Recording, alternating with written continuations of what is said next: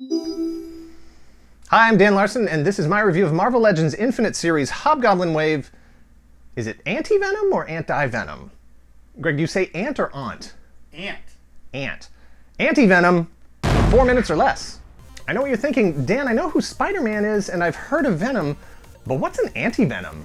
To get the answer, we have to go back to Secret Wars issue number 8 in 1984. Spider-Man's costume is destroyed in a fight, and after getting directions from Thor, he ends up accidentally becoming host to an alien organism that pretends to be a costume in order to form a symbiotic relationship with him. Once Peter realizes that his new costume is an alien, he rejects it, and near death, the alien seeks out a new host, finding Eddie Brock. Together, the alien symbiote and Brock would go on to become Venom, one of Spider-Man's most dangerous and iconic villains. Years later, after several encounters with Spider-Man, Eddie Brock realizes that if he can't beat him, join him, and decides to use the Venom alien's powers to fight for good instead of constantly trying to get revenge on Peter Parker. Once the 90s ended and it wasn't cool for bad guys to be heroes anymore, Eddie decided to auction the Venom symbiote off to the highest bidder. Free of the symbiote's control, Eddie sought medical attention and began volunteering at a health and training facility where he met Mr. Negative, who has such a convoluted origin and power set that I'm just gonna skip all that and say drugs. The end result is that the remnants of Venom that were still in Eddie's bloodstream get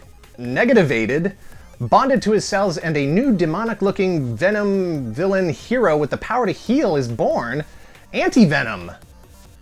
I should have just skipped the entire Anti-Venom origin and just said drugs for that too. Anti-Venom stands 7 inches tall and has all the standard Marvel Legends articulation, including a ball-and-socketed and pivoting head-neck joint, an ab crunch, swiveling waist, double-jointed knees and elbows, and rocker ankles. Why is all of this important? Because posing is important. If you're like me, then you're always looking for that signature pose that really works for both the character and for the figure to the degree that the articulation allows. When you find the right pose, that figure tends to stay in that pose as part of your figure display.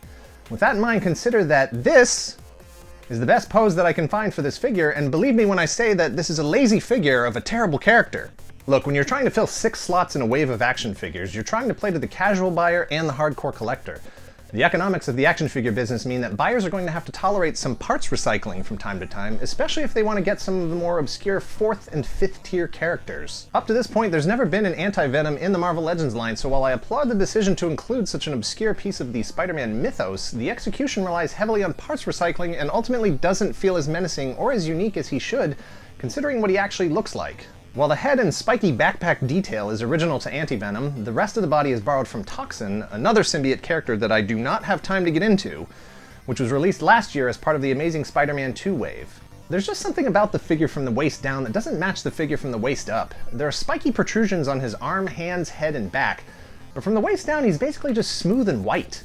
The legs would be a great base if you wanted to make a custom Mikhail Baryshnikov figure. He needs more spikes, gnarly toes, something that says more alien and less ballet. If you're just looking to complete the Hobgoblin Build-A-Figure from this wave, you're better off purchasing it from eBay. And while you're there, go ahead and pick up the Marvel Select version of Anti-Venom too, because that figure has all the detail that this one is missing, and even though it's slightly larger than the Marvel Legends scale, with this character it really doesn't matter.